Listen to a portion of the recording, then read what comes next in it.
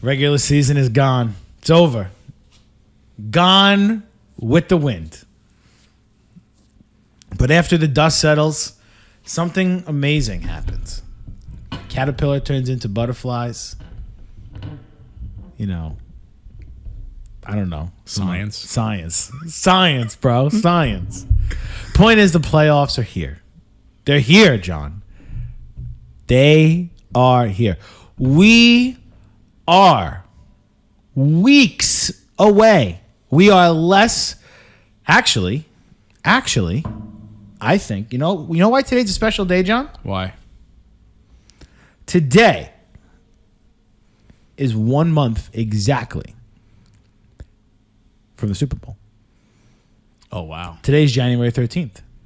The Super Bowl is on February 13th. We are 1 month away from the Super Bowl. So we have 1 month to talk about who is going to hoist the Lombardi Trophy. 14 participants are in the quest to lift the Lombardi Trophy. Some people looking for their first time. Some people looking for their first playoff win. Joe Burrow calling. Matthew Stafford calling. And others are looking to rewrite the history books. Tom Brady. Aaron Rodgers. We got a ton to go over with you tonight. In segment 1, we are going to talk about what's hot and what's not. The Black Monday reaction. In segment 2, we're going to talk about the playoffs in detail. We're going to go over each matchup this weekend in depth. And then John and I are going to give you our full predictions before the first games. And then in segment 3, we are going to go over our regular season awards and our new gambling segment, since now New York has sports gambling, legal sports gambling.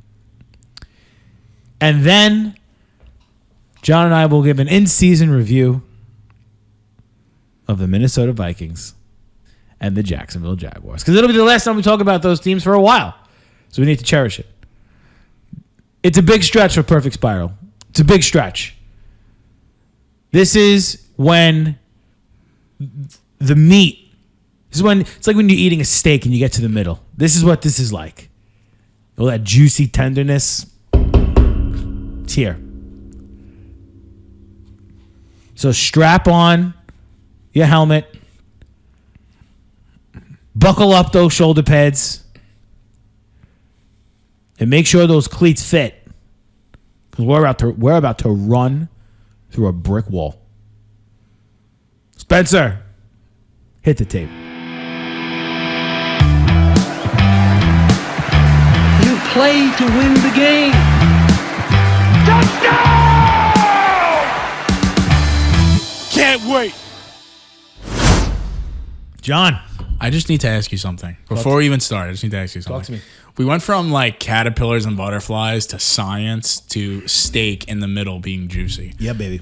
It was intense. That's what we do. Talk That's what I about do. roller I just coaster, literally man. talk about whatever comes to my head. And it's just how somehow it works. It really does. It works. Were you a big science guy growing up? Like Science was my worst subject as a kid. Me too. I fucking hate it. It was horrible. Horrible. I was so bad in chemistry. Well, I was good at chemistry, actually. Really? Well, you're a smart guy. I'm not. I'm Decent. Pretty smart. I hold my own. I'm middle of the pack when I hold it my comes to own. IQ. All right. I mean, listen. I'm book smart, not common sense smart. Oh, well, maybe that's where we differ. That's where we differ, for sure. Folks, welcome to Perfect Spiral, episode number 46. My name is Joe Miglio, and my co-host in front of me is John McCarthy. John, how the hell are you? I'm doing good, man.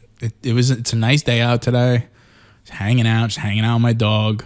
You know, usual stuff. Getting ready for the weekend. Getting ready for some playoff football. Yeah, on the weekend. But until then, I've just been losing money off FanDuel and Caesars, so it's fine. I have not yet.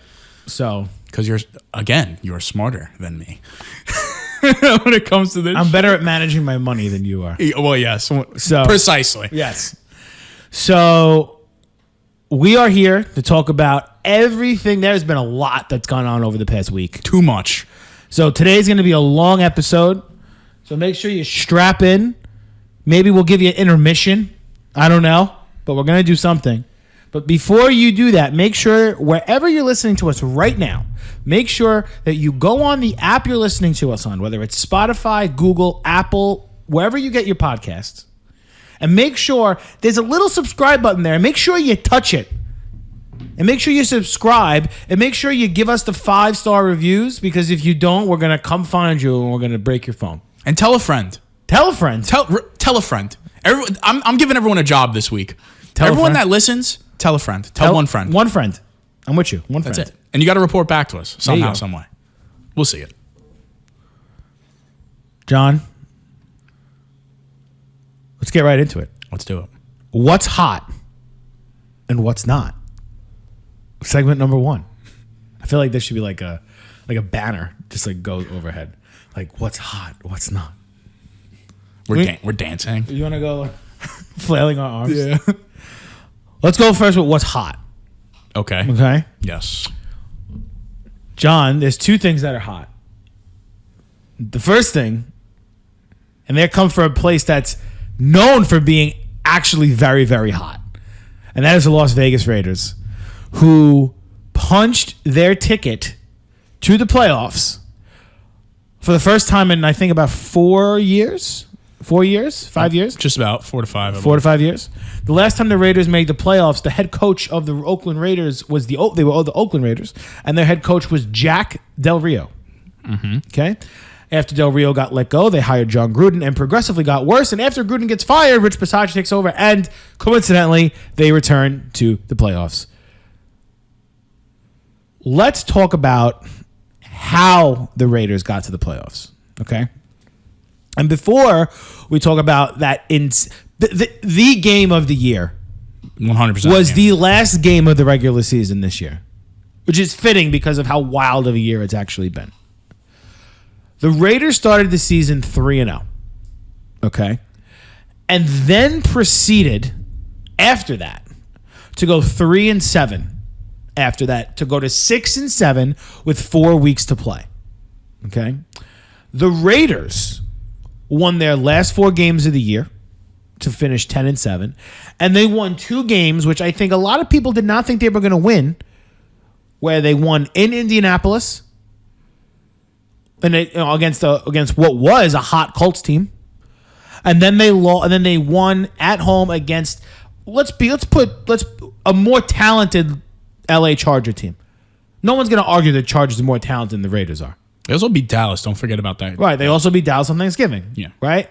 So the Raiders have won a couple of games that they shouldn't have.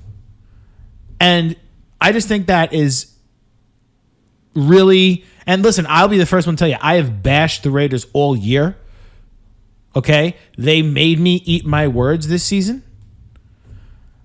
The biggest thing I know about, I've come to learn about that team, and more specifically Derek Carr, is they don't quit. They do not quit. So they're going to give the Bengals hell on Saturday afternoon. But before we get there, we have to discuss that game Sunday. Mm-hmm.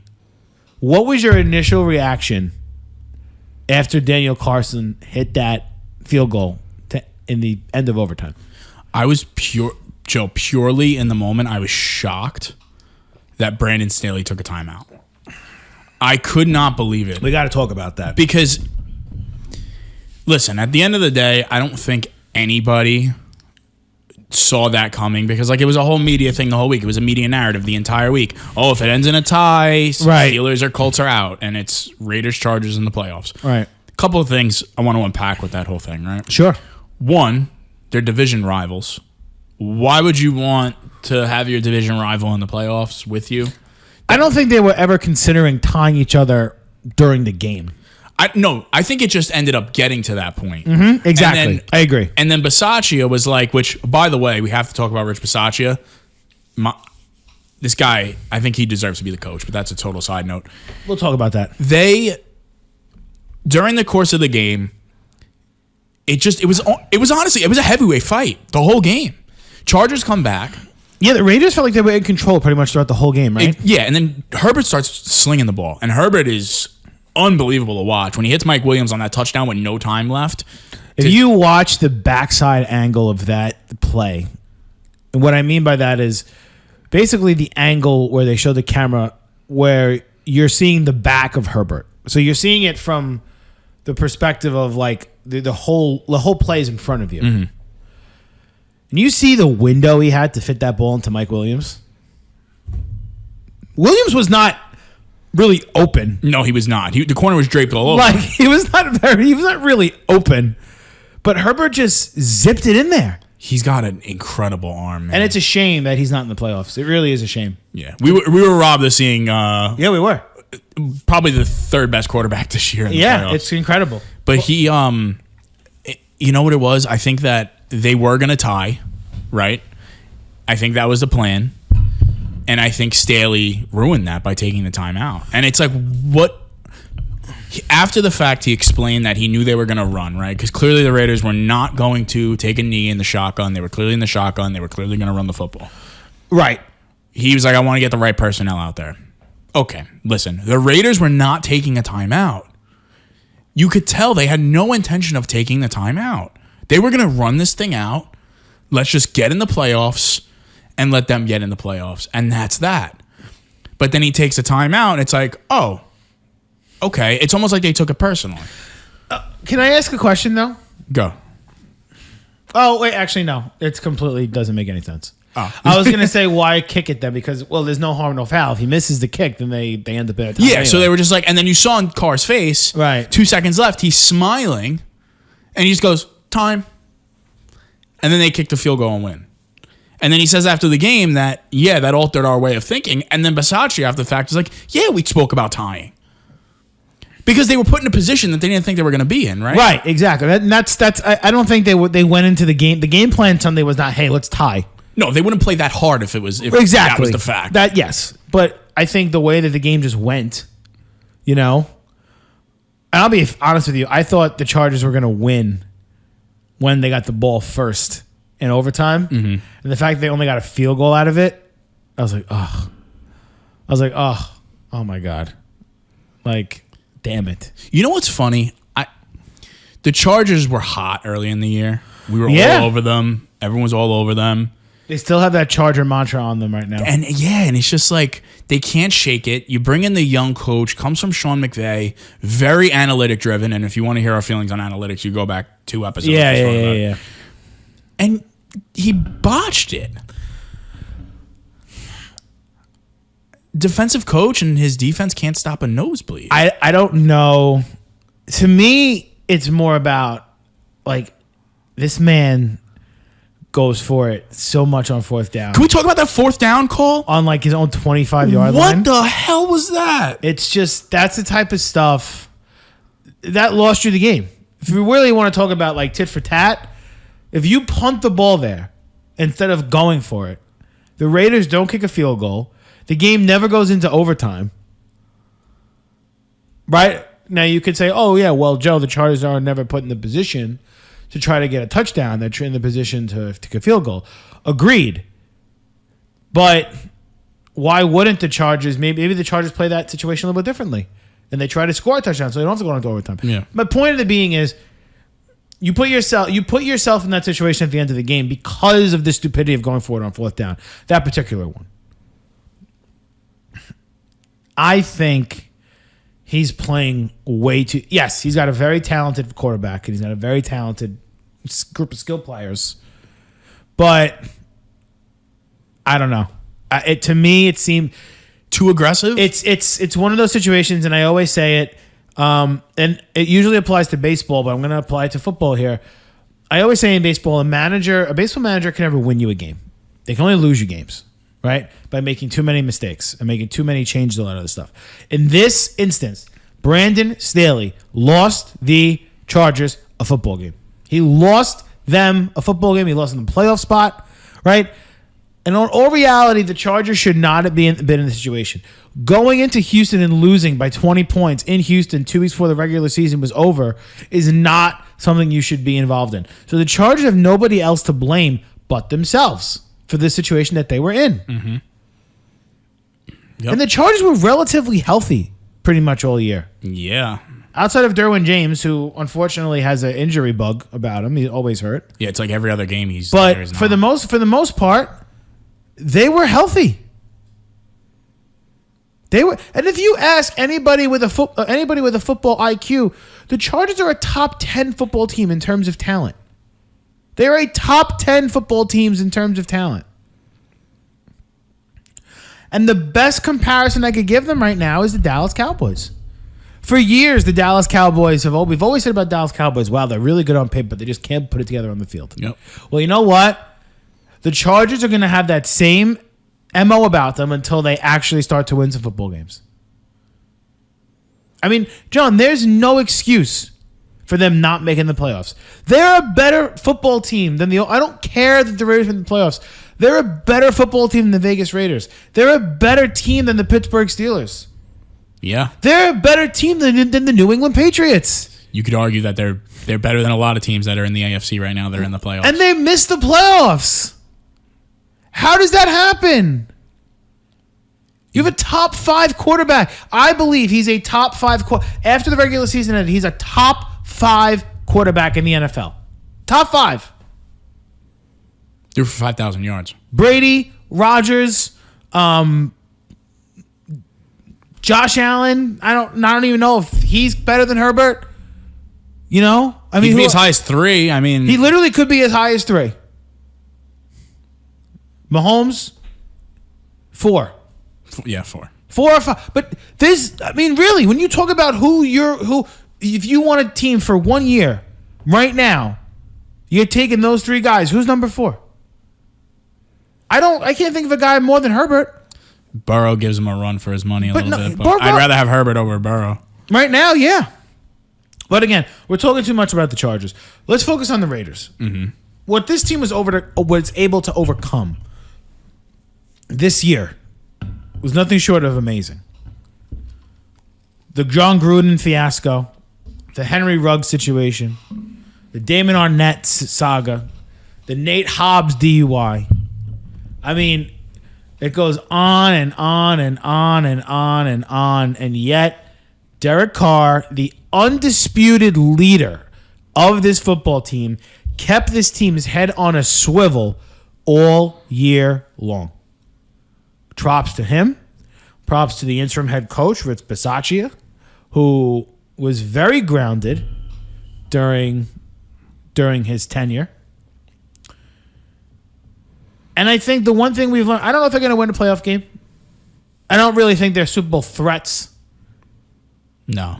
But one thing when you see the Raiders on your schedule, if in the playoffs, like right now, I bet you the Bengals are like, God damn, we got to play the Raiders. You know, like they didn't want to see them. Like shit. Like we're in for a dogfight. You know what I mean? Yeah. Like they would rather play Pittsburgh. Right. So that's the type of MO that is the culture that the Raiders are giving off right now. You know the best thing I could compare, again, I'm going to cross sports here. The Raiders remind me very reminiscent of last year's New York Knicks. They don't really have a star or a superstar to help lead the way, but they play gritty and they got the right guy and they have a leader and they were able to put it together. Mm-hmm. So kudos to the Raiders. Derek Carr, man. Can't say enough kudos to about Derek him. Carr. He's unbelievable, man. He really is. So we'll find out what the deal is with them. We're going to give you our prediction on that game later. John, who else is hot? Who else is hot? 49ers. Going into the playoffs. San Francisco. Welcome back to the Lombardi Chase. And congratulations to Kyle Shanahan. I think he's all-time 500 almost. Coaching record. Well, Kyle Shanahan beat the piss out of Sean McVay. He owns Sean McVay. I mean, for a minute, I really thought the Rams were going to break that schneid. I did too. Up 17-0 at half, right? Yeah, and then just like flip switched. The 49ers like, you know what's a really good idea? Let's go back to what we did when we actually beat them like 2 months ago. Yeah, let's use Debo Samuel. And they were just, he's on the field. Let's just use him. and they came right back. The first drive after the half, Yeah. they marched down the field. It was not even a question. The 49, the Rams had no answer. Absolutely no answer for them. So there's one certainty. If somehow, some way, the Rams and the 49ers meet in the NFC title game, I'm putting all my money on San Francisco. 100%. But you know what also helped them get back in that game? Again, for what? It seems like the 7th week in a row. Right. Matthew Stafford was just not himself. And this is what I think. This is what I think ultimately is going to sink the Rams in the playoffs, and I'll get there when we get there. Mm-hmm. But Stafford, for every good game he has the next week he's just not as sharp for whatever reason, and there's nothing to suggest that I don't know what I'm looking for. Pattern is going to stop in January. There's no reason to believe that. It could get worse. You know what it is? You know what it looks like with him? It looks like his throw is just like 3 seconds off every time. And he's telegraphing too much. Yeah. Yeah. But the Rams, because the Seahawks beat the Cardinals at home, the Rams were awarded the NFC West by default. Mm-hmm.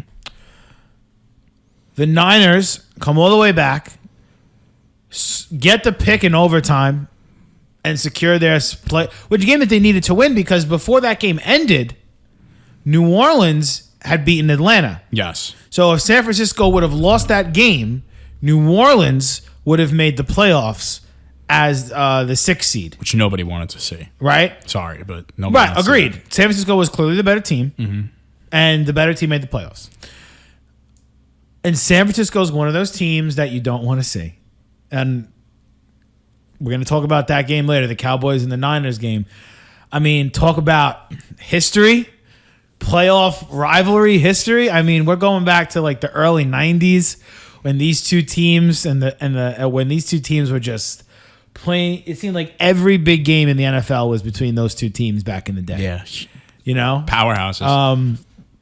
And I think that game may be the best game of the weekend. Mm-hmm. I really do. I think it's going to be a really good game. And just a little spoiler for later. I think whoever wins that game has a real opportunity to go to the NFC title game. We spoke about this. So, but I think for the Niners, they're going to go as far as Jimmy takes them. Ultimately, which is, I think that the Super Niners Bowl, are very similar to the Colts of the AFC. Speaking of the Colts, let us get to the what's not. Jesus. And let us start with the Indianapolis Cults. This was bad. I mean, is there a word worse than bad? Embarrassing. This is a team that was 9-6 going into week 17. They needed to win one game to make the playoffs. They lose at home in overtime to the Raiders. We just discussed that. Yep. Which was a bad loss in itself. But then you're like, all right, we're okay. We got the Jags in week 18. Jags have mailed it in. They're done. Want the first pick. Right. They're a one loss away from getting the first pick. Again. And I don't even know what I watched, John. You know what it was? Enlighten me. From start to finish. And you as a Jags fan, that was probably that was the best game they played all year. Hands down. Definitely. 100%. Easily 100%. You know what? From start to finish, we saw the Colts get absolutely dominated. They were dominated at the point of attack. Right. They were dominated at the line of scrimmage. They were outcoached. They were outplayed. The Jaguars had 6 sacks. The Jaguars' defense literally looked all world against Hold on. Time out, everybody. Time out. Wait, I want to just collect my thoughts before I say this. The best offensive line in football with 2 top 100 players on it. An all-pro guard in Quentin Nelson. Dominated at the point of attack. There was no answer. Jonathan Taylor, magic's out. No run lanes. He could not get it going. They stuffed him every single time. Credit to your defensive coordinator. Joe Cullen. He deserves to come back for another season. I think so. All the players have already openly said we want Joe back. Yes. Your corners came alive. Shaq Barrett. Shaq Griffin. And Tyson Campbell, the rookie. Unbelievable. I'm telling you. They got pieces. And you saw it on display. Yeah. And you know what's crazy, and too? their safety, Cisco, is another beast. I love him. And the Colts defense had no answer for Trevor Lawrence. You know what? If you watched film, if the Colts cannot tell me that they sat there that week and they watched film. Because Trevor Lawrence, respectfully, Joe, has been a dumpster fire all year. And it's not his fault. He's got no receivers. But Laquan Treadwell and Marvin Jones look like they were the top 3 receivers in the NFL this week.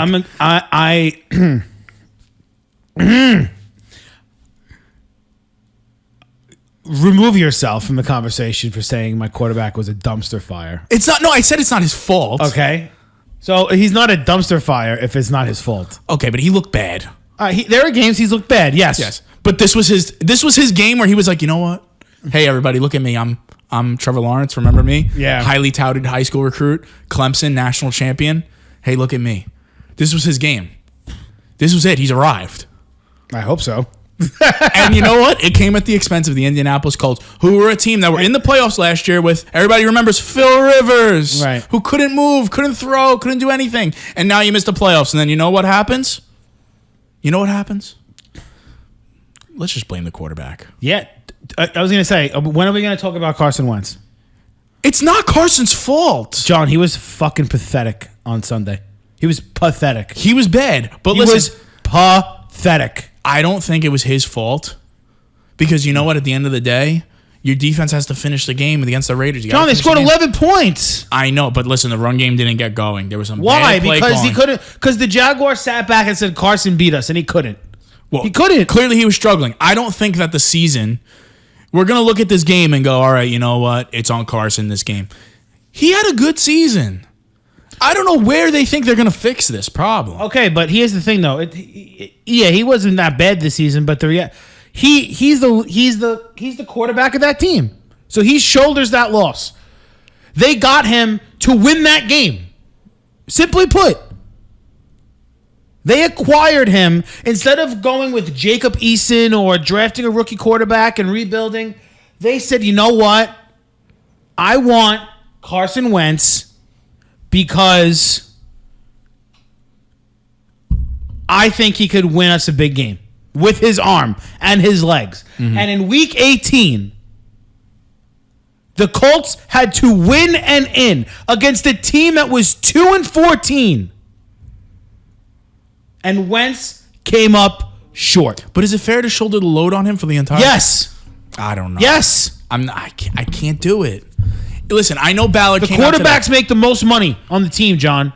Yes, you're allowed to do that because if that was any other team in that situation, we're blaming the quarterback. Are we not? No, you're right. I agree with you. It's just I think that this team. If the Niners lose to the Rams on that Sunday, who are we talking about? You're going to talk about Jimmy G. Okay. Listen, you're right. I agree with you. But the problem is that I don't like how Ballard came out and was like, "Oh yeah, we'll assess it." Because he probably finally recognized that they are a limited. We've been saying it for weeks. They're a limited football team with Carson Wentz. Carson's never going to be he's never going to become Patrick Mahomes. He's never going to become Russell Wilson. He's never going to be that guy. But this poses the question then, if we're talking about this. Where's the avenue to fix it? You have to you have to trade for a Deshaun Watson, which is probably not going in division is not probably going to happen. Aaron Rodgers. like another quarterback that could be something. I don't think he's going anywhere. I think you just, maybe it's time you rebuild. They've patched it up for a long time. For a long time. Excuse me. For a long time, they've been trying to patch it up, especially since Luck left. That was the time. You say, okay, you know what? We had our shot with Luck. Now let's start over. Maybe this is the opportunity to do it again. I don't know. Then if they're going to end up doing that, I feel like that's an indictment on Ballard at that point. Because then it's like he's whiffed. They draft well though. They do, but then they also, if we're going to talk about Carson Wentz as a liability, they traded a first-round pick for Carson Wentz. Well, they've had top 5 cap space in the league for the last 5 years, and I've heard nothing. I've heard all about their cap space, and they've done nothing with the cap space. So I don't quite know where the avenue to fix this is for them. yeah. And you have literally 7 Pro Bowlers on your roster. Well, I don't know. Clearly not hot right now. Definitely a major not hot candidate. Major not hot. I mean, easily the biggest disappointment of the season of week 18. 100%. So the Warriors are also not hot right now. They're down 6-2. John put a me and John put a 5-leg parlay with the Warriors to win on the money line, and because the Warriors are down 6-2 in the opening minutes of the first quarter, John's 8-2. John's panicking. He's panicking. You didn't do that Kevon Looney bet, right? No, I did not. Okay, because he got pulled. I think he has 2 fouls already. Does he really? Amazing. So you want to go? You want to talk about Miami? Yeah, this would be a really good segue into the Black Monday reaction and where we're going to go. But to end our what's not, we have to talk about Miami and the dismissal of Brian Flores. What happened here? That was a shock, Joe. When that happened, I was like, I had to double take. I thought it was honestly bullshit on the Twitter. I'm like, there's no fake way. News. Yeah, fake. There's no way. I mean, it turns out there was a range of issues in Miami that they kept quiet for a month. Giannis just mossed. Who's Zero? That's Gary Payton's son. Oh, just got murdered by Giannis. Oh, and he's fucked up. Wow, this is an intense game. Anyway, so anyway, we saw that happen. I was shocked, but it came out that there was a range of issues in Miami. Now, it turns out Flores and the GM, Chris Greer, did not see eye to eye.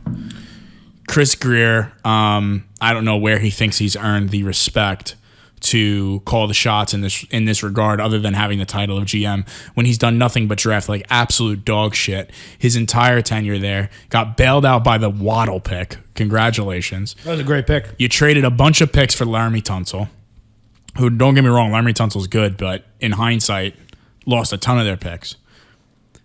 Just a couple of bad signings. Kyle Van Noy signs, gone a year later. A lot of dead cap there. Right. And then the biggest issue is Tua Tagovailoa. Drafting him over Justin Herbert. And then going to ownership. Oh, my God, Iggy. Going to ownership and saying, you know what? We don't need to trade for Deshaun Watson. We have Tua Tagovailoa. Right? Tua is not going to get them to the promised land. No way. Tua is at most he's mediocre at quarterback. Right. And this is where the problem was, because Brian Flores saw that he had a winning roster. They have a good roster. They do have a good roster. Great defense, good offensive line. They create turnovers on defense. All the time, constantly. And they didn't trade for Deshaun Watson because they just felt it was unnecessary.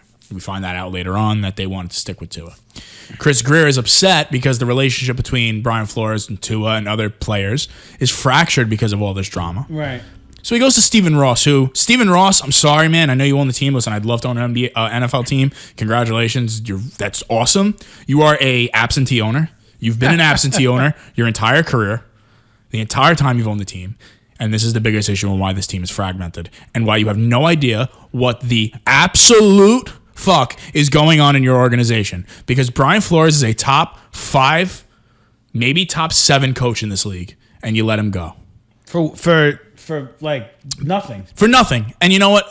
Because we really like Tua Tagovailoa. I'm sorry. It's just that's not. Listen, it's hard to find a coach in this league, man. It's hard to find a coach in this league. A good one, yeah. A good one. It really is. They were 1-6. 1-6, Joe. They went 7-1 down the stretch. No, I'm sorry. 1-6, and they went then they won 7 in a row. Yeah. 7 in a row. Granted, not against great competition, but that's hard to do. So this is a problem, and Miami is just It's a weird team. It's a weird team. The Dolphins are just a weird organization right now, as you put it in detail. But they're one of those teams. They're stuck in mediocrity. Yep. The one thing that I like about the NFL today that is different from years ago is teams are more inclined to understand quicker when they missed on a pick. Tua is not a bad player. No, he's not bad. Tua is not a good player. Tua, let me ask you a question, John. Yes. Is Tua as good or better than Carson Wentz? Is Tua as good or is better than Jimmy Garoppolo? Did you have one more you want to say? I feel like you have one more you want to say. No, because those are the two guys. We have talked about how we think the Colts and the 49ers are really good teams that are hamstrung by the quarterback position. Mm-hmm. I believe Miami falls in that category. I agree. I also believe Denver falls in that category. I agree. I also believe that Washington falls in that category. 100%. So I feel like those teams are held back by their quarterback play. Now, two of those teams, Washington and Denver, we know do not have quarterbacks on that roster who are franchise quarterbacks. We know that. Mm-hmm. We spoke about Indianapolis. We're not going to do that again. We spoke about San Francisco. We're not going to do that again. Miami, to me, is in a much similar situation to Indianapolis and San Francisco. They have guys who have been successful in this league. Jimmy G went to a Super Bowl not too long ago. He was one throw away from winning. Okay? Carson Wentz was en route to win an MVP award for an Eagles team that ended up winning the Super Bowl without him in 2017. People forget that. Okay? So these guys have been successful. But now they're in stages of their career where I think it's kind to say that they're not what they were. They've become bridge gap quarterbacks. I'm not so sure that Tua is much better than what he is right now. Yes, he's a very accurate quarterback. I would be accurate too if I had receivers open for 5 yards every fucking play. Does he throw the occasional deep ball? Sure. Incredibly conservative. Yeah, and I think that offense does that on purpose. Well, yeah, because last year when you watched him, all he was looking for was Alabama open. That was like, you could tell on the tape. He thought everyone was going to, he didn't transition well. He thought everyone was just going to be Alabama open, right? Oh, this is a bloodbath. He thought it was going to be Alabama open every play, right? It wasn't. Yeah. Started to have a lot of trouble. Now, it seems like he's kind of figured it out, but it's a lot of dink and dunk. It's a lot of short game. It's a lot of kind of scramble around. He doesn't really move around much. Right. I agree. You know? And they have receivers. Don't get me wrong. You have Devontae Parker, who could go up and contest a catch, who wasn't healthy all year. You have Micah Gesicki, who's actually probably a top 5 tight end. I mean, because the tight end position is not very deep. You have Jalen Waddle, who broke the rookie record for receptions. Jalen Waddle's a stud. Yeah. I was wrong on that. They have a plethora of running backs. It seems like they can make any running back look good in that scheme. Duke Johnson looked like a stud. So it's just like, Like the disconnect. And the clearly answer occurring. is to fire Blind Forest. That just it blows doesn't make my any mind. sense. So now where do you go? Who do you hire? What do you do? You know what's funny is you know who I think they're going to end up hiring. Oh God, who? I think they're going to end up hiring Brian Dable because because he coached Tua at Alabama. Brian Dable. I don't know if I like that. I don't like Brian Dable as a head coach. Period. Oh, really? Period. I think they took a major step back on offense, Buffalo, this year. I'm not really crazy about Brian Dable. I probably feel just as good about him as I would about Greg Roman as a head coach. Oh God, Greg Roman. But regardless, me and John both agree that we don't think the Miami Dolphins did a right thing No, not even by close. getting rid of Brian Flores. And I think it's easy to say that we think that Flores will have a job next year as a head coach somewhere. Come to Minnesota. Apparently, he's got a lot of ties to Nick Caesaro in Houston. But That's a death sentence. it really is. Unless he convinced Watson, but a report That's came out the today he's perfect not. opportunity for a first-time head coach to go and try to establish himself. Which is what David Culley did. Right, and then he got fired. After I thought he did a pretty good. You know what? Let's get into that. Let's talk about David Culley. let's talk about David Culley. Let's talk about the head coaching carousel that happens every single season in the NFL, and it is called Black Monday. And it didn't disappoint again this year. So there were 2 job openings before. Oh, we're looking at Wesley Matthews hit a 3. John's just sitting and sulking. It's early, John, baby. I know it's early, but still early. sulking. It's early, bro. This happens every single time, I bet. This is Terrible. This is the mind of a degenerate gambler, folks. Look, watch it. What if he hits a 3 right now? They're not going. Oh, my God. Jesus. Who is that? It's Otto Porter, I think. Why is Otto Porter on this team? Oh, okay. He was open. He's got to hit that. There Oh, you go. nice. There you go. Iguodala. See? All right. Anyway, let's talk about the coaches that were let go. You get it all on this pod. Let's talk about the openings of the NFL. Yes. Division by division, right? With AFC East, we already spoke. We have the Miami Dolphins now with an opening after letting go of Brian Flores. Okay. Yep. The AFC North, everybody is staying put there. Okay. So nothing in the AFC North. In the AFC South, there's actually a couple of openings. There's the Houston Texans, who as we just said, let go of David Culley. And there's the Jacksonville Jaguars, who let go of Urban Meyer midseason. That's 3. AFC West, technically the Raiders' job is open because they have an interim head coach. Okay. The Broncos let go of Vic Fangio, so they have an open spot. That's a very interesting spot to go to. Okay. That's 5 openings. Okay. In the NFC, we got the Giants, who after a day of what seemed like hazing the organization, let go of Joe Judge. Okay. Ridiculous way of going about firing a coach. So, yeah, it was so stupid. So that's 6. Okay. Then we got the Vikings, who let go of Mike Zimmer after a long tenure. And Rick Spielman. Oh, God. So they're looking for a head coach and a GM. Giants looking for a head coach and a GM. Okay. The Bears. And the Bears. I think, is that it? Head coach and GM with the Bears, yep. Head coach and GM of the Bears. So that's 8 job openings in the NFL. And it's apparent to me that the Seahawks still have not made their minds up on Pete Carroll yet. So there could be 9 at the end of the day. But let's talk about the 8. The hateful 8. What's the most intriguing opening?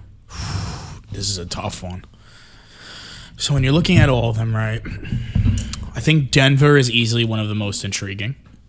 I think Jacksonville is incredibly intriguing. You really think it is? I think it is. First overall pick, bona fide franchise quarterback on a rookie contract. That's one of the most valuable things in the NFL that people don't talk about.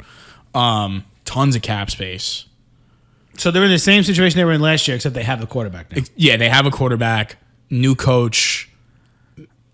It really depends who they bring in. And I'll say this, and I don't really want to harp on them too much, but I'll say this. They're in a better spot than they were in last year as a team. Yes. Again, they have the quarterback.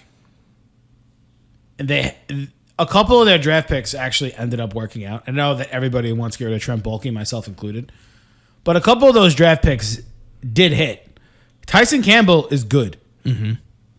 Walker Little, the offensive lineman out of Stanford, is very good. Andre Sisco, the safety, is very good. ETN is to be determined. ETN is coming back next year in what looks like will be a 1-2 punch with him and James Robinson. You're talking about 5 potential starters out of that draft class. Mm-hmm. And good impact players. You're going to get Chark back next year. You're going to get Chark back, right? Mm-hmm. So, I agree. It's intriguing, but I don't think it's the most intriguing situation. It's up there for me. It's up there. Miami, I feel like, is intriguing, but GM and ownership might make it a little unintriguing. I think based off what we spoke about, I don't know if Miami's a great spot because they're going to tell you to keep Tua. You're hamstrung. Yes. You're hamstrung. But that also leads me to Minnesota, where it's like, I want to say Minnesota's a good situation, but again, another team that's hamstrung. I think Minnesota needs to blow it up. I agree. I think they need to blow it up. They need to put a TNT bomb in the middle of that organization and just say, okay, let's just start over. You keep Justin Jefferson and that's it. That's what you have to do. Dalvin Cook is I think we need to try to move him. Cousins, time's up. He is what he was in Washington. All right, so here's what we'll do. Let's rank these 8 jobs from 8 to 1. Okay. In order of, attractability. Sounds good. Okay? I think we both agree that the Houston job is number 8. It's the worst possible job, yep. Okay. Then you have, I think, we're including the Raiders situation in this, right? I don't know. You want to take the Raiders out of it They're right in the now? playoffs. All right, so let's take the Raiders out. So we have the Dolphins, we have the Jags, we have the Texans, we have the Broncos, we have the Giants, the Vikings, Bears. And the Bears. So 7 spots, okay? So Houston, we say, is 7. Mm-hmm. Okay. Do we put the Giants at 6? It's tough. Because I think the Giants are in another situation where they're going to have to end up blowing it up. And they're going to have to start over again. But their blow-up's not as intense because Saquon, you just don't re-sign him. Daniel Jones, you pick up the 5th-year option, but then you don't really have to... You don't really have to do anything with him. You don't have to re-sign him either, which he has a neck injury, so it's a little concerning. Yeah. I feel like You're going to say the Bears? I was going to, but I will say the Giants 6 are probably they're the 6th. They are on the bottom, truthfully. They have to be. I can't say the Bears are on the bottom because of Justin Fields. Okay. So now, what do you think is a more intriguing situation? Minnesota or Chicago? Minnesota is clearly more intriguing than Chicago. Because say you do stick with what you have in Minnesota, Okay. they could win 10 or 11 games. Properly coached. Unproperly coached, I don't really know where they go. Really depends on who they bring in. So we got 7 Houston, 6 Giants, 5 Chicago. 4 Minnesota? Yeah. Or 4 Minnesota? 3 Miami. You think Jacksonville's second on that list? Joe, I don't know if are you trying to do like a reverse jinx thing? You're not trying to do like a reverse jinx. Because I think Denver is definitely the most intriguing spot. Yeah, because I think we both agree Denver is the number 1 spot to go to. Yes. I think Miami may be, I don't know. Jacksonville is far and away more intriguing than Miami. You really believe so? They have everything going for them, and not to mention, you know how much that win probably rallied them? You think going into next season they're gonna they're gonna feed off that win? Joe, they That one win, think they're gonna feed off? Listen, I'll tell you right now, I think Lawrence is going to be a stud. yes. I think as long as he gets a proper play caller and good skill players, I think he'll be fine. I think he needs a wide receiver. He needs a bona fide one. They need a 1A and a 1B. You could get that. It's a deep wide receiver draft. All right, so we're going with Denver, Jacksonville, Miami, Minnesota. Chicago, Giants, Houston. Yes. That's our list. Mm-hmm. Okay, now final part of the Black Monday reaction. Do you have a clue? Do you think who's going to end up where? Okay. I kind of do. I'm going to guess. Ooh, okay. So with Houston, I think it's going to be Gerard Mayo. I think they're going to go with Gerard Mayo. Yes. You think Cesareo's definitely going the New England tree? 100%, because that's all he knows. Because Casare's a terrible GM, but that's besides the point. He's going to go with the New England tree, and it's going to be a Gerard disaster. Mayo. Okay. I like Gerard Mayo. He's a good player too. He was fun to watch. Yeah. Miami. No, wait. Who is next? The Bears. The Giants. Oof, the Giants are tough. John Mara made it a point saying they were going to go outside of the organization. Okay. Let's come back to the Giants, because that's a team I don't really know who would want to take that job. Who is next on the list? The Bears? The Bears, yeah. Something? See, that's a job I think that Debo would take. With the Bears? Yeah. Yeah, Justin Fields. I could see that. I could definitely see that. I don't know if he'll get that job, but You something's telling you. Like something is like it's you feel like that's a good spot for him. yeah, I think that could be a good spot. I also think they would really benefit from a veteran leader. Yes. At the same time, I don't know if anybody actually is available. Mm-hmm. Maybe maybe I feel like What about Jim Harbaugh? we haven't really even spoken about Jim Harbaugh at all. I think if the Raiders don't keep Bisaccia, that's where if he were to go anywhere, that's where he goes. Yeah.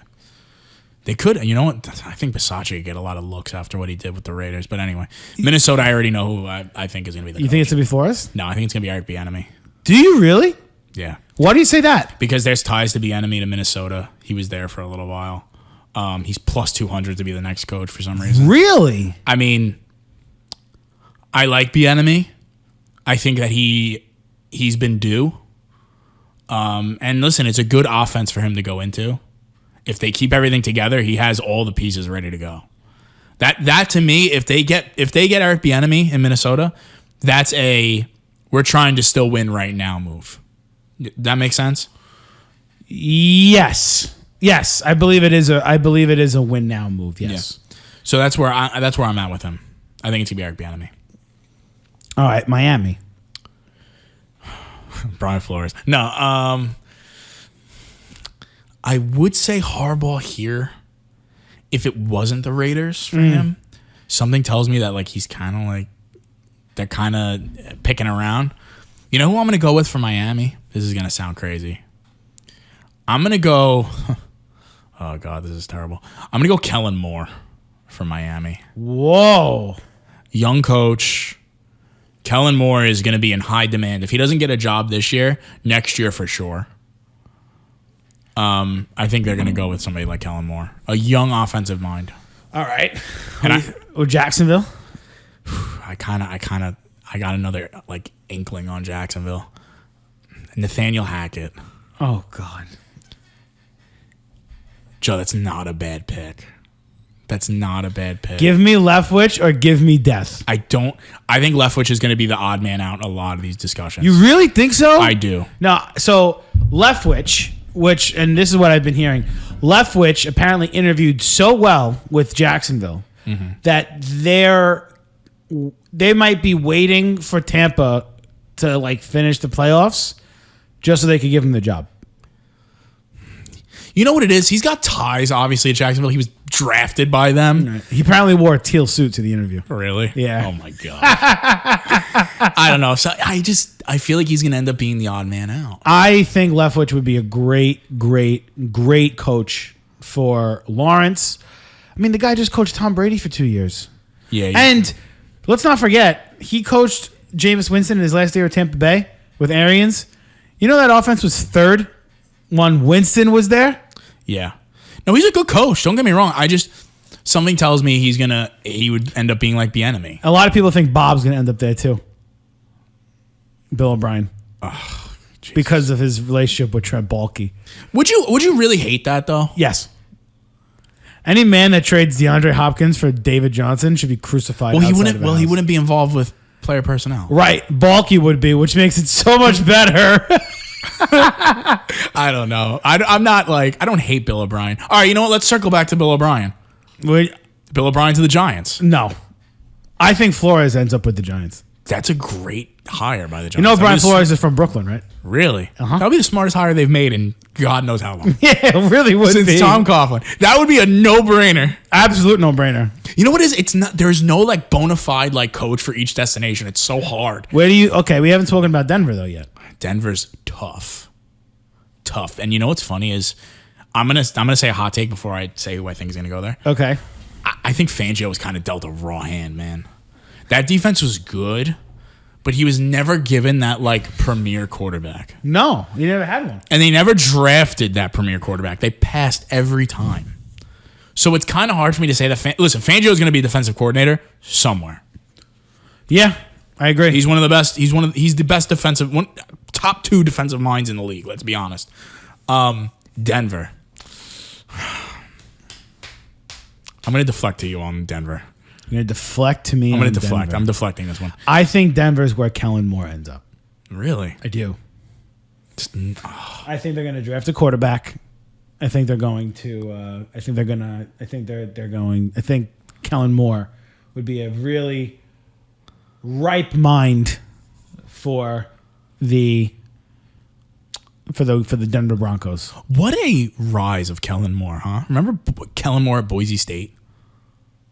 Yeah, so I do. Good. And they won a bowl game with him, didn't they? Yeah, and then I think they were undefeated, almost undefeated. Yes, I think I'm going to look that up now after the game's over. And then he goes to Dallas and he plays like 2 games for Dallas, and then he goes to the staff.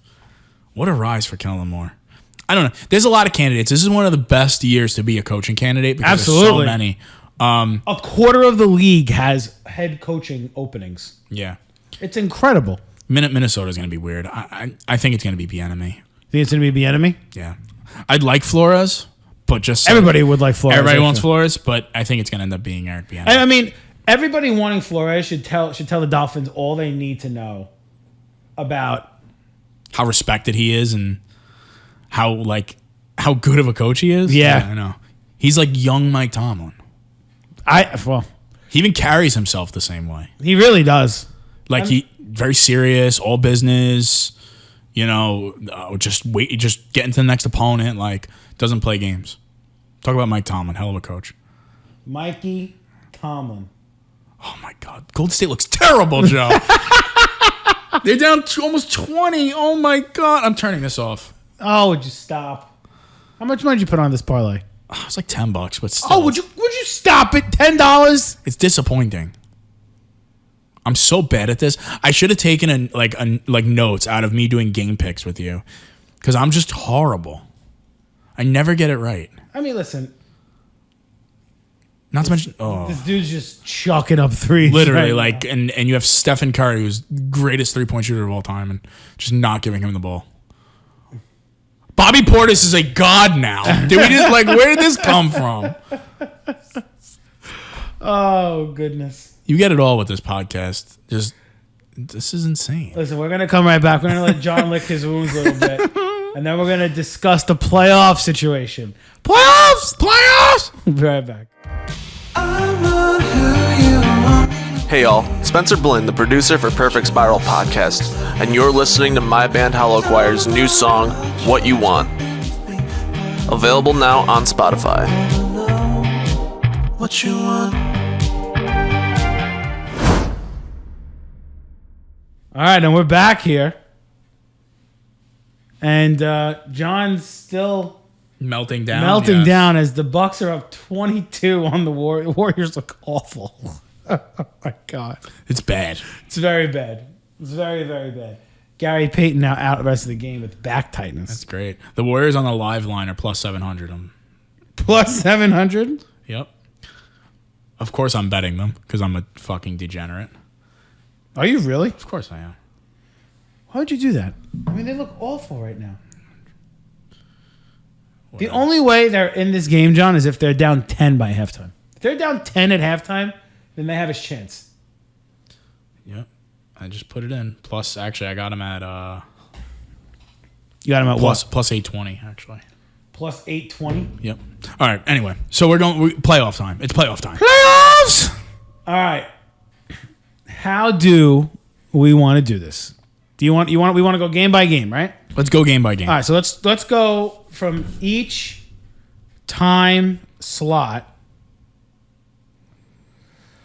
Let's go. Let me load the times really fast. I have the matchups in my phone, actually.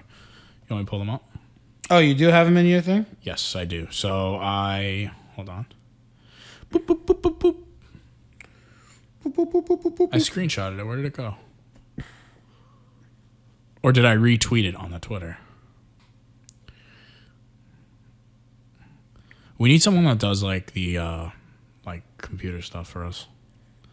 That could look stuff up for us. I don't know where it went, but do you have the matchups? Yes. John, do you know that you could do a 4-leg parlay right now to bet the 4 teams that we didn't bet yet? The Grizzlies, the Clippers, the Nets, and the Nuggets. You can bet a 4-leg parlay, $10 to win $122 right now. You gonna do it? I'm gonna do it. This is I just saw him push the. This is what Perfect Spirals become. We're degenerates now. We're gambling live on air.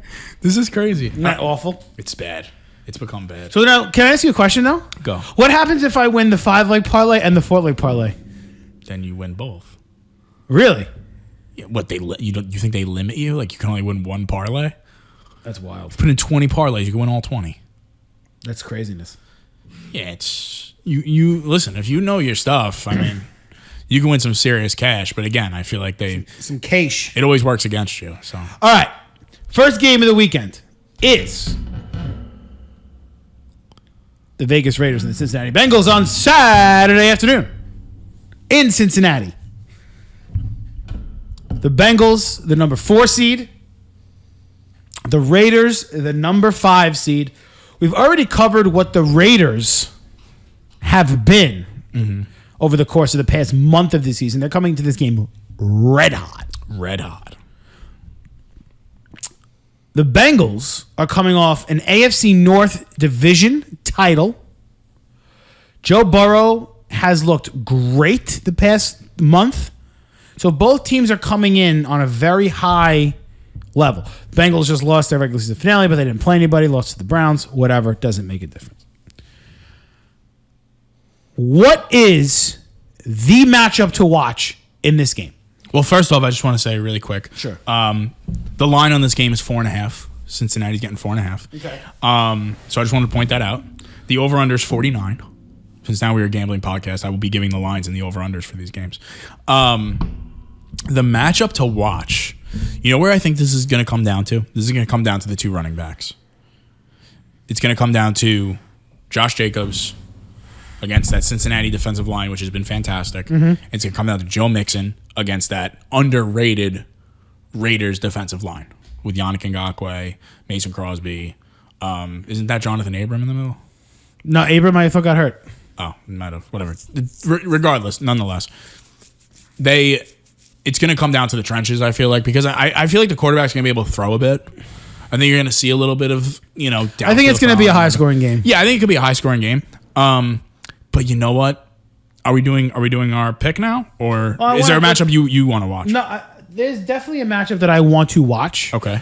And that is going to be the Joe Burrow Jamar Chase, wide receiver group, whatever, over the stingy Raiders pass defense. Because Justin Herbert and the Chargers offense could not do anything for much of that game against the Raiders defense.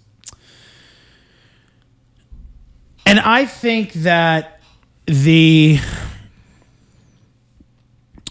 Raiders defense are going to play very, very similar to how they played against the Chargers. Mm-hmm.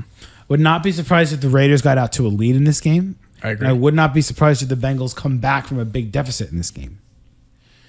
I think this game has a very good opportunity to go into overtime. And I think that, the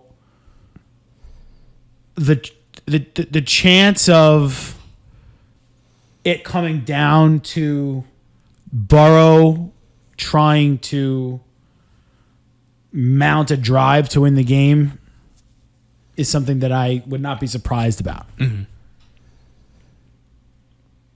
I think home field advantage is going to have a lot to do with this game. Yeah.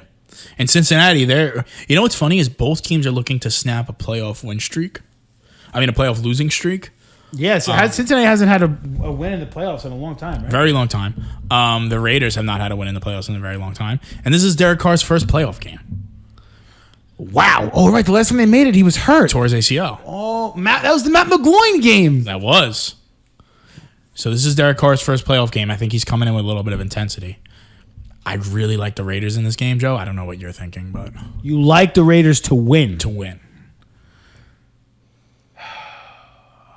I think... You're not ready to go there. No.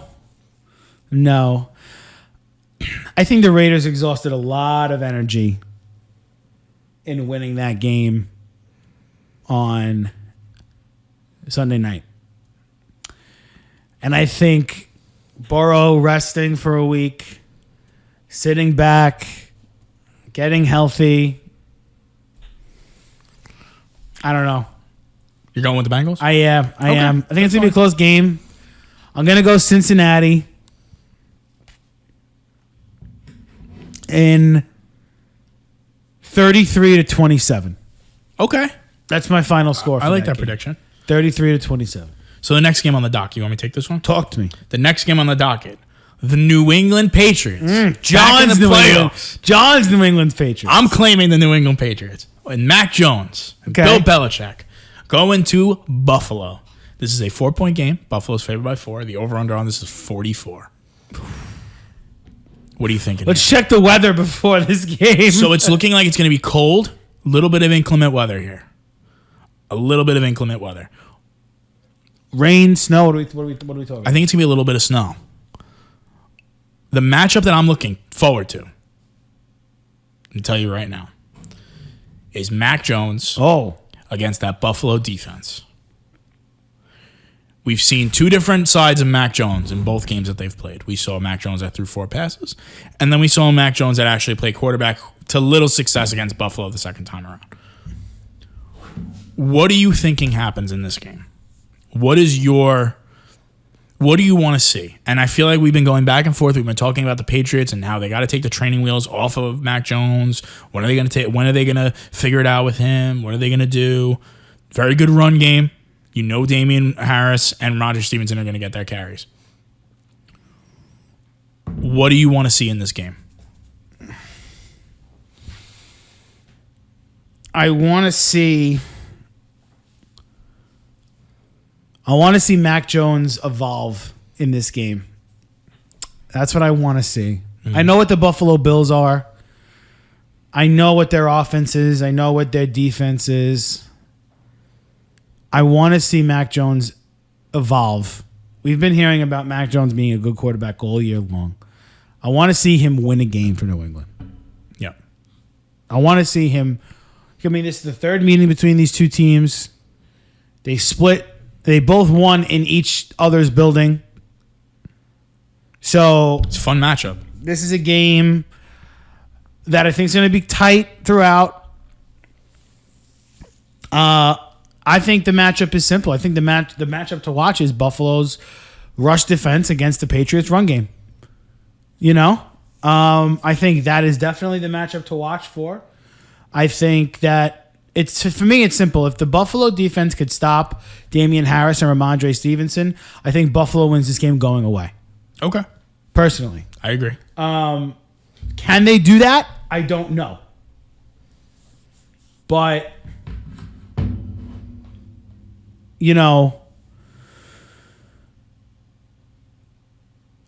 I like the way Buffalo has played the past couple of weeks. Mm-hmm. And I do put a lot of stock into how teams finish a season. New England did not finish the season very good. They did not. They did not. They were, 9-4? They finished the year 10-7? Yeah. So. And Buffalo finished strong. Yeah. Because of that, I'm going to go with Buffalo to win this game. I think Buffalo wins this game comfortably. I agree. I'm taking Buffalo as well. I think Buffalo wins this game like 23-10 or something like that. That's me. That's what I think. I agree. I think they're gonna win comfortably. You want me to take the next game on the docket? Are we on to Sunday? We are into Sunday. First game on the docket. This one's gonna be a quick one. It's gonna be a fast one. Which one is this one? This is Philadelphia Eagles going into Tampa Bay. Should we discuss this one? I mean, we don't have to. I mean, the line is 8.5. Tampa. I mean, Philly. I feel like Philly can keep it close for maybe a half. Yeah, for a half, but. And then I think Brady wakes up and is like, okay, well, time's over. Let's put shit into gear. So. Do you think he wants a little bit of revenge against Philly? Like, you think he's going to go out of his way to, kind of stick it to them? I feel like he has that, that's his thing. Because the Super Bowl loss, you think, he's like, yeah, I get to play Philly again. And absolutely demolish them. Because we both think that they're going to win that game, right? There's no question. Yeah. Okay. Tampa wins. Okay, Tampa wins. Tampa wins 30-17, let's say. Yeah, it's not even going to be close. Next game on the docket. Sunday afternoon, 4:30. All right, this is the game I want to focus on. Okay, this is a big game.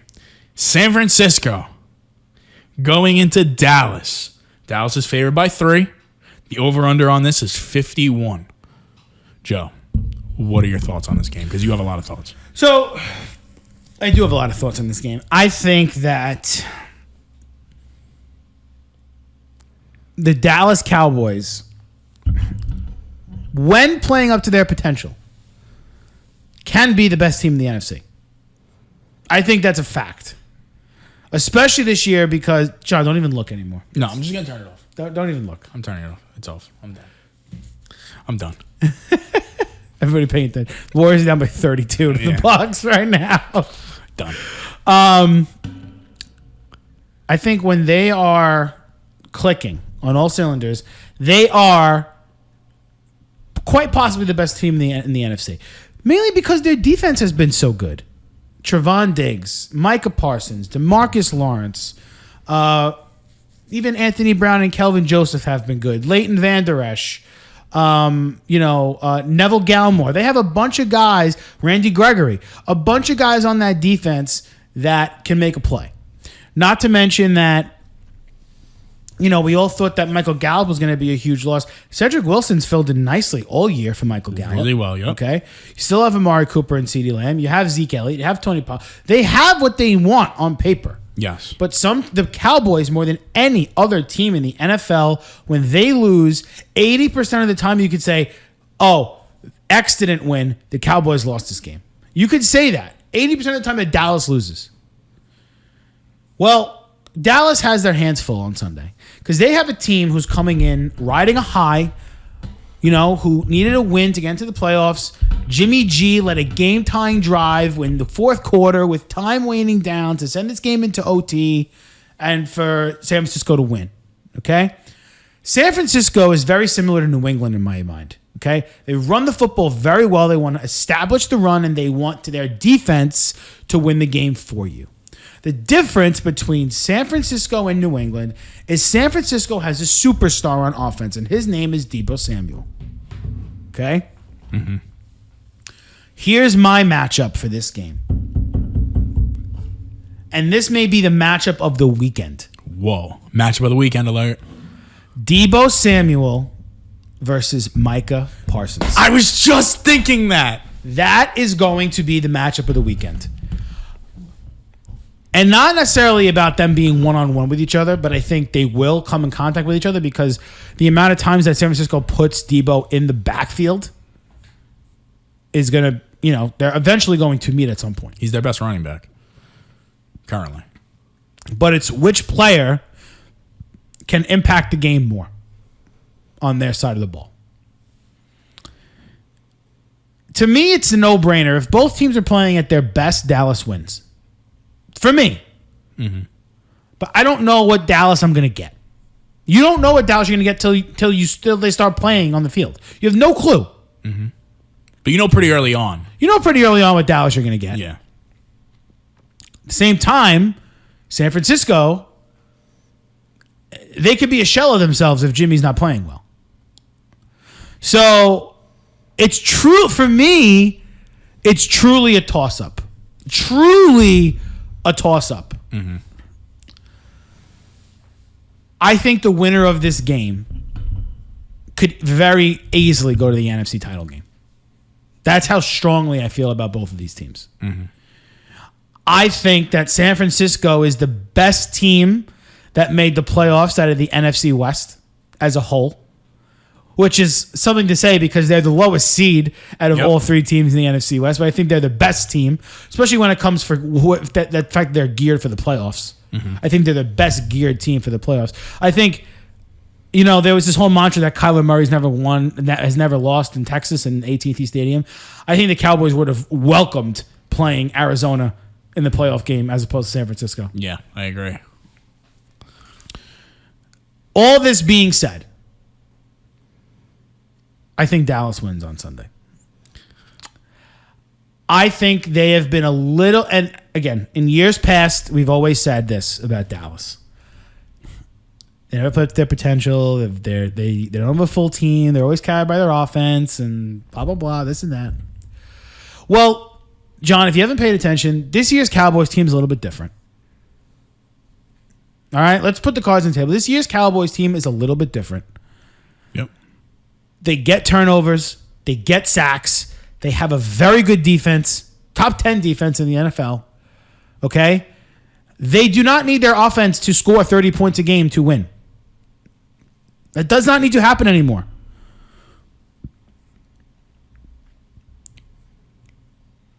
I think Dallas is going to win because of their defense. Yes. I do not think Dallas is going to win because of their offense. I think I can see this game being like 16-10, 19-17, something along those lines. But I really think Debo's going to have his share of big plays. You really can't contain a guy like that. Just a Swiss Army knife. But ultimately I think Dallas is going to keep Jimmy G in check. And I think that Dak's going to do enough with those weapons in order to win. So, give me Dallas to win on Sunday over the Niners. I'm going to take Dallas as well. Are you? Yeah, I'm going to agree with you. I'm going to take Dallas as well. The next game on the docket, Sunday night. Got the Pittsburgh Steelers, who backdoored their way into the playoffs. Again, another game that we really don't need to talk about. Against the Kansas City Chiefs. Wait, hold on a second. Okay. Against the Kansas City Chiefs. The line on this is 12.5. I will be slamming that plus 12.5 for the Pittsburgh Are you really? I am. We don't have to go in detail. I do think the Chiefs win this game. I think it's closer than people think. I think it is way closer than people think. I think that the Chiefs still do not look like themselves. Listen, I'm sorry? off and on. No, the last couple weeks they've had a couple of shaky situations. Pat Mahomes has had a few shaky situations. A couple of bad throws. Tyreek Hill might have a heel injury. I think it's a little closer than people think. And you know what? TJ Watt is just a game wrecker. 22.5 sacks, TJ Watt. I think it is closer than what people think. But I do think Kansas City wins this game. I don't think we need to really go too in detail about it. No. Oh, here we go. Postseason weather report. For Saturday's Patriots-Bills game, high of 9 degrees, low of 1 degree. Nice. For Sunday's Eagles-Bucks games, sustained winds of 20 to 30 miles per hour and a 90% chance of rain. I don't think that changes anything for me. It just makes it a little more interesting. Yeah. That's for sure. All right. And then let's get to the final game. The final game. Rams and the Cardinals. The line is 3.5. See, and I told this to a friend today. If I was making bets on the spreads of all these games, this is the easiest game for me to make. I am hammering the Rams minus 3.5 in this game. Yeah. Hammering. The Cardinals have been a shell of themselves for the past 2 months now. Yep. I mean, in a game they needed to win the division on Sunday, they got thoroughly outplayed by the Seattle Seahawks, who had nothing to play for. Blitzed. Nothing to play for. And we talk about the Matthew Stafford, the off again, on again. This is his on week. The game is at home. You would hope so. In L.A. Stafford's looking for his first playoff win as a quarterback. This is Kyler Murray's first playoff game ever. So one of these quarterbacks will get their first playoff win this week. But the fact that Arizona is not playing great right now, no DeAndre Hopkins, Cooper Kupp is on the other side of the field. For what it's worth, I think McVay's a better coach than Cliff Kingsbury. I agree. So I don't think there's really much to talk about in this one. Give me the Rams over the Cardinals. Again, anything can happen. It is a division game. Both teams won. They both won at home against each other. So, but I go based off how the teams are playing right now. I like LA to win at home against the Cardinals. I agree. I'm going with the Rams, too. Would this be Stafford's first playoff win? Yes. He played in one playoff game in his career. The Lions, they lost at Dallas. Nice. Okay. That was the year that was the year of the Dez no catch. Oh, and okay. All right. So, congratulations, Matthew Stafford. Early congratulations. So, you got the Raiders. We're going to go through our playoff prediction now that we finished that wild card weekend. So, John, in your scenario, you got the Bills, the Chiefs, and the Raiders. So, in your scenario, the Raiders would be traveling to Tennessee, and Buffalo would be traveling to Kansas City. And who do you have? You don't have to go. Give me your winners for those matchups. I'm taking Tennessee. Okay. And I'm taking Kansas City. Okay, so you got Tennessee and Kansas City in your AFC title game. Correct. Okay. Hold that thought for a minute. NFC. I think we agreed. We have Dallas, the Rams, and the Bucks. Yeah. So Rams at Green Bay, Dallas at Tampa. What do you got there? Green Bay and Tampa. Okay. So 3 of the 4 teams that made the title game last year make the same title game this year. The only miss being the Titans make it over the Bills. Let's go with the AFC first. You like the Chiefs over the Titans or the Titans over the Bills? Game will be played in Nissan Stadium in Tennessee.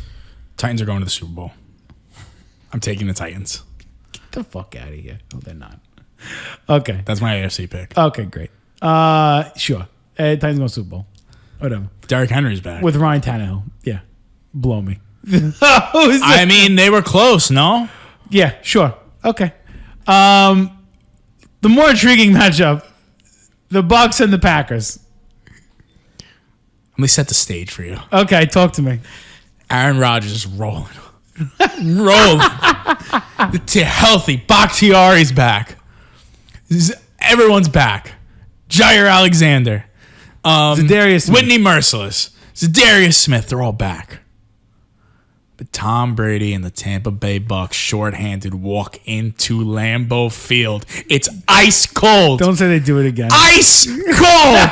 Brady walks in. They're getting a little healthy. Got Lenny Fournette. You got Bruce Arians with the fucking battery pack chest thing looking like Tony Stark. You got future Jaguars head coach Byron Leftwich. Brady walks in. He said the battery pack. Tom Brady and the Tampa Bay Bucks beat Aaron Rodgers. Again in Lambeau. Aaron Rodgers is now 1-6 in NFC title games because he went against the GOAT. Tom Brady goes back to the Super Bowl. All right, well, wait for your Super Bowl pick. That was great. Tennessee, Tampa Bay. Okay. In my scenario, I got the Bengals going to Tennessee. And I got the Bills going to Kansas City. I like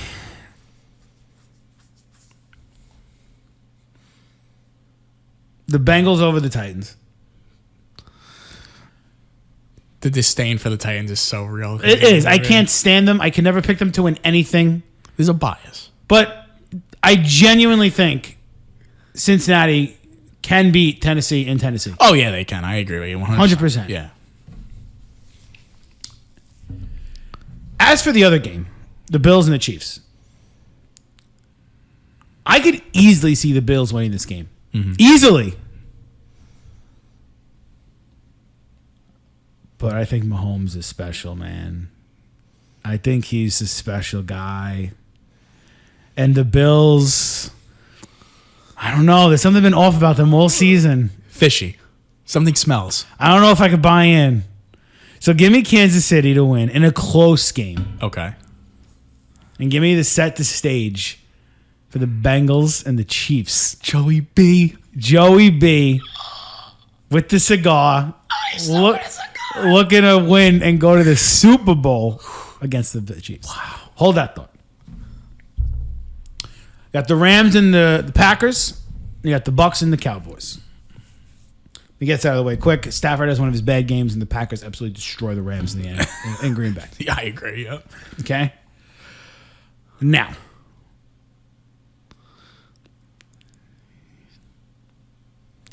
Can't end like this. There's one thing that Tom Brady is not good against, and that's a good defensive line. What do the Cowboys have, John? You're doing it, are you? I'm going to remind you. Travel with me back to week 1 of the NFL season. Great the game. First Thursday night game of the NFL year, where the Bucks narrowly defeated the Cowboys by 2. Mm-hmm. We didn't think anything of it then, but the Cowboys team was real. It's for real. Mm-hmm. I don't know if you remember, but after that game, there was a lot of headlines because the cameras caught Dak Prescott meeting Tom Brady in the middle of the field, and Dak saying to Tom, "I'll see you back here in January." Well, guess what, folks? It's January. It's January 22. It really is. And Dak Prescott is going to make a return to Tampa Bay. I'm hyperventilating.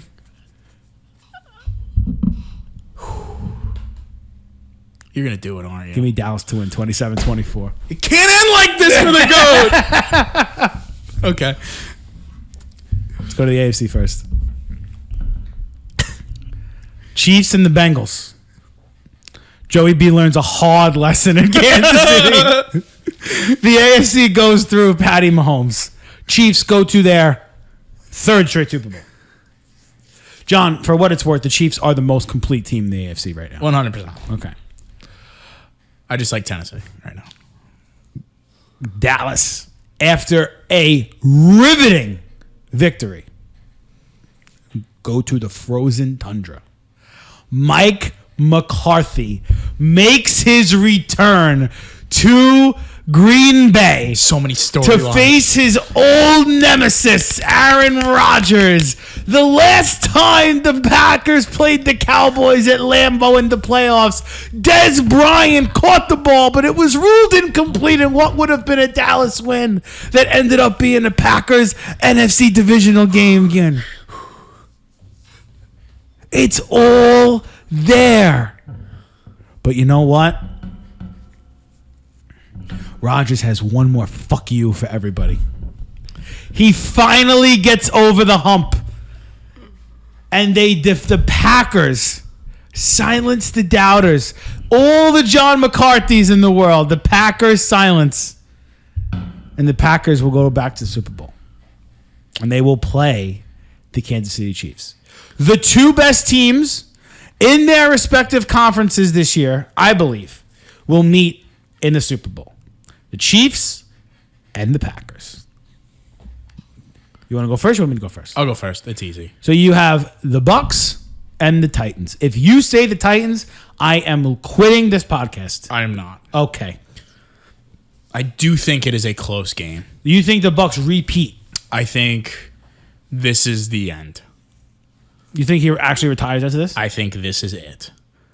I think that Brady goes to the Super Bowl again. He goes back-to-back for the first time since, when was the last time he went back-to-back? 2002, 2003? No, they went back-to-back after that.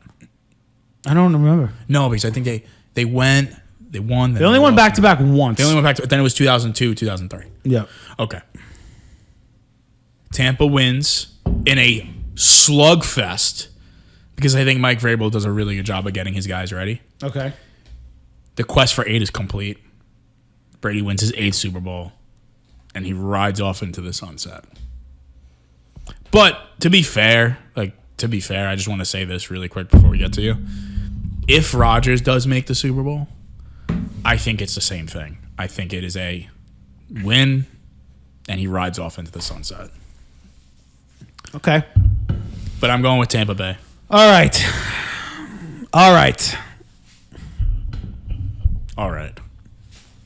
Packers, Chiefs. In LA. 2 gunslingers. Be one hell of a Super Bowl. A Super Bowl where I think both defenses would actually be the story. In the end, though,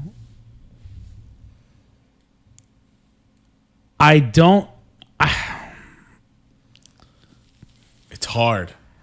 In your scenario, it's hard. On one hand, I think the Packers have been the best team in the league all year. From Start to finish. Yeah, I agree. On the other hand, I can't see Mahomes losing 2 Super Bowls in a row. I can't. It would be legacy changing. I cannot see him lose 2 Super Bowls in a row. I mean, Brady did. Wasn't back-to-back, but Brady did lose 2 Super Bowls in a row. Mm-hmm. Both to the Giants. So that was 2007, 2011. He did lose 2 in a row. But he already had 4 at that point. He had 3. 3 at that point, yeah. But still, get your point. Get your saying. Mahomes has 1. Still. I just don't know. Because in that game, it would be like the Chiefs D-line against like the A.J. Dillon and Aaron Jones. It would be, how do the Chiefs guard Devontae Adams? You know? Yeah, be tough. At the same time, it's like, who's covering Tyreek Hill?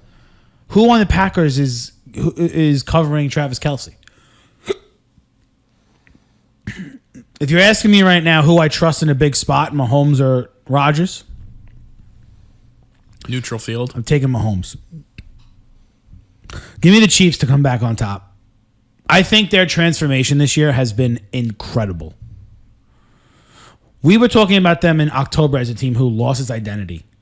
And by the end of the season, they were just clicking. Humming. Yeah, they lost to Cincinnati a couple weeks ago. So what? Tough place to play. And they'll get their revenge in my scenario in the AFC title game. But I think the Chiefs, I love what they've done this year. I do. I love what they've done. And I think, we're looking at a new dynasty. I really do. We're looking at a new dynasty in Kansas City. Interesting. So John's got the Bucks over the Titans. I got the Chiefs over the Packers. Book it, baby. Book it. That's it for that segment. When we come back, we're going to do quickly our awards, regular season awards, and our gambling segment. So stick with us. All right, we're back here for our last and final segment. A long one tonight. How long are we at right now? We're at about an hour and a half. Oh, really? Yeah, okay. A little shorter than I thought. I thought it was going to be like 2.5 hours. Oh, God, no. Yeah. So, no, I'm not. Imagine. No, God, I cannot. I can't even talk that much, even if I tried. So first thing we'll do, let's do our team season review. Yeah, real quick. 60 seconds. Can you hold it to 60 seconds? Yes, I can. Because you love to just... I will. I'm timing you. Hold on. You know what? Let me get the timer up. You want me to go first? Yeah. You need to time me? Yeah, I'm going to time you.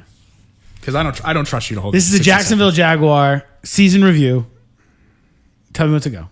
Okay. And hold on. I got to get it. Because we don't trust Joe here on Perfect We do not. Spiral. Okay. Ready, set, go. All right. Well, started off promising with the draft pick of Trevor Lawrence and Urban Meyer. That was an unmitigated disaster. Meyer was probably the worst head coaching hire in NFL history. Trevor was definitely a slight disappointment. I shouldn't say slight. He was a disappointment this year. But I don't think that was because of him. I think that was because of his team that was around him. The one positive, I think, is that they did find a bunch of starters on the team. I think they're in a very similar situation they are in last year. I think if they hire the right coach and they get the right players, they will be close to where they want to be. But overall, a disappointing season, finishing at 3-14. Number 1 pick. Wow, you did it in 60 seconds. Holy shit. Pull up your timer. Let's go. I don't need a timer for you. No? Okay, because there's not a lot to say. It was time to get rid of the old way of thinking in Minnesota. Spielman's been there since 2005. Credit to him. Drafted a bunch of good players. Got Brett Favre there. He's had a hell of a resume in Minnesota. We just haven't gotten over the hump. Zimmer, credit to you. It was awesome having you as a coach. Great defensive mind. You got us to the playoffs. Not much success. Got to the NFC title game. Got blitzed. But whatever, I forgot about it already. Went to 2 NFC title games in that tenure, right? In Spielman's tenure. 2, yeah. We went to the Favre one and the Case Keenum one. Favre and the Case Keenum one, yep. So credit to both of them. It was a hell of a ride, but it's time to bring in some new blood to reinvigorate this organization. Kirk Cousins, if you do not watch football, you think Kirk Cousins is right behind Tom Brady and Aaron Rodgers on the spectrum of quarterbacks and Patrick Mahomes. He is not. He is not good. We need to move on from him, but I do not see a path. We also need to reboot this entire team. I agree. And just keep Justin Jefferson. It's sad because there's a lot of pieces on this team. We are very much, I'm going to take a playbook out of Joe's, words out of Joe's playbook. We were very much like those Dallas teams that had a lot of great players on paper but could not put it together. We need to bring somebody in. We need to bring a GM in and a coach in that could really get us over the hump because this team is talented if you want to keep it together. But there's ways to blow it up and start fresh because I think it's time. So, yeah, disappointing. All right. Awards time. So, we'll go, you give your answer, I'll give my answer. We'll go back and forth. Okay. Right. MVP. Easy. TB. Tom Brady. TB12. Easy. Who would be your second choice? Cooper Kupp. Mine would be Rodgers. Okay. My Because third choice they is only give Rodgers. that award to quarterbacks. So. But Triple Crown is not something to scoff at. Not at all.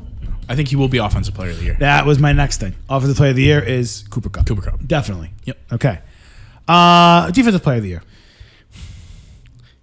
If Micah Parsons didn't get COVID and missed that last game, I would have said Micah Parsons. What are you saying instead? I'm going to go TJ Watt. 22 and a half sacks is impressive. Yeah. Well, yeah. I'll say TJ. I'll agree with you. I'm not super confident in it. I don't love the pick, but you got to give credit where credit's due. I got an interesting one for you here. So we agree on those 3. Okay. Here's one I think we'll disagree on. Because we're going to agree on Defensive Rookie of the Year is going to be Micah Parsons. easy, right? Offensive Rookie of the Year. Jamar Chase. Over Waddle, huh? Yeah. I think the fact that Cincinnati was so good this year, going from 3 wins to 10 wins, he comes in, can't catch the ball. There's a lot of storyline with him. Were you going to say Jalen Waddle? He broke the rookie record for catches in a year. I know, but No, what? Jamar Chase shattered the offensive, the receiving record. I'm going to say Najee Harris. Oh, okay. I could get behind that. I'm going to say Najee. 396 carries with no fumble. Impressive. And was the focal point of that offense this year. Yeah. The team's in the playoffs. So, I'm going to go Najee. Okay. Give me your Coach of the Year. Mike Vrabel. Mike Vrabel. Okay, I'm not going to go Mike Vrabel. I'm going to go...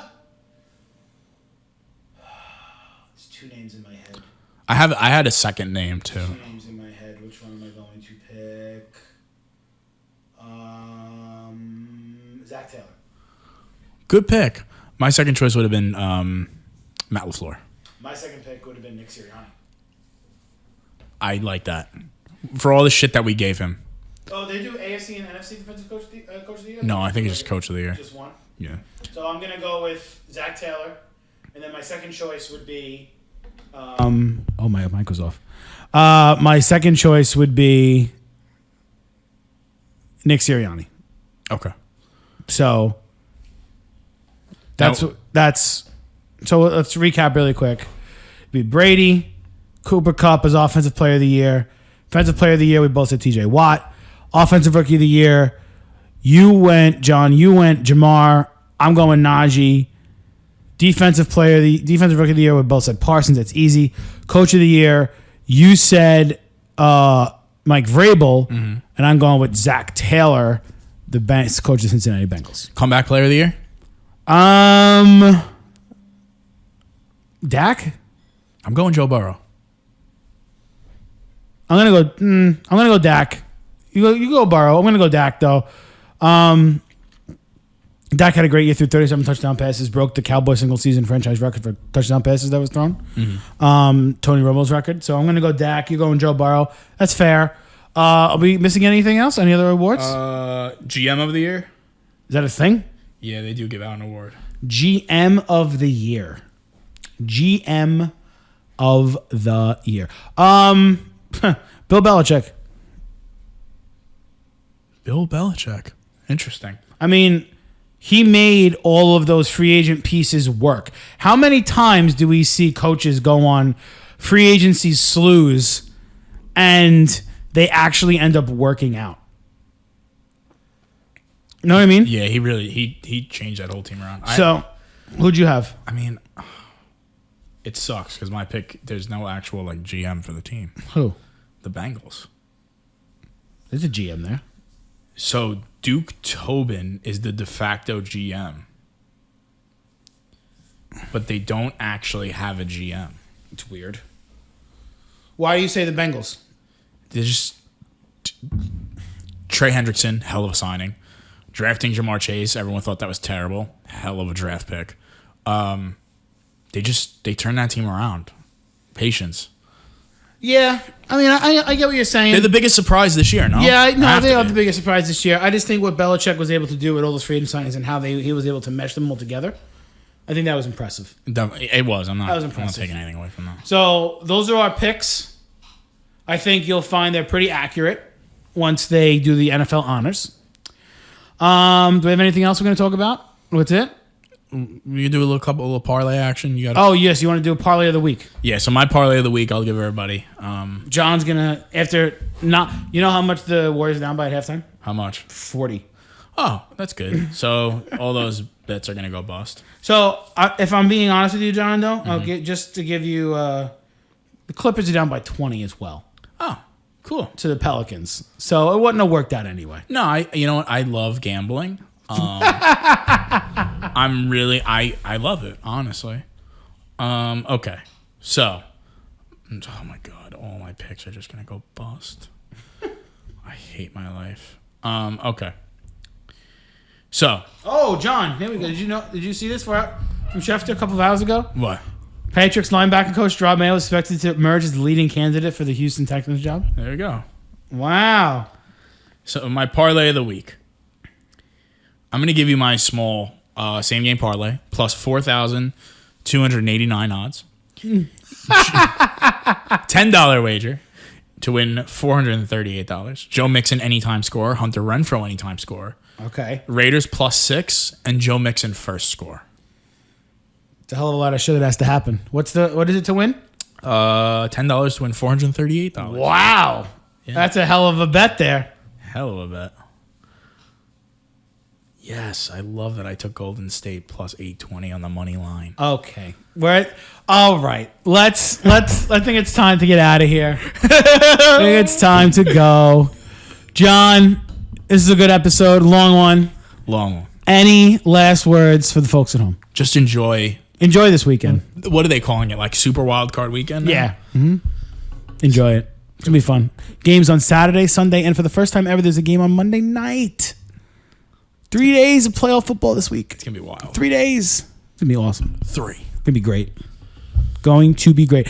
Next week, we'll come to you with the divisional matchups. We'll see who was right, if any of us were right. I don't know. They could easily get kiboshed with the Niners beating the Cowboys. Yeah. Easily get kiboshed. The whole thing gets fucked up. Whole thing could get kiboshed. So we'll find out next week. Everybody enjoy. If your team is in the playoffs, good luck. I hope your teams win. My wife is a Cowboys fan, so I am actively rooting for the Dallas Cowboys. Go Dallas. Beat the snot out of Frisco. All right, folks. Enjoy your week. We'll see you next time.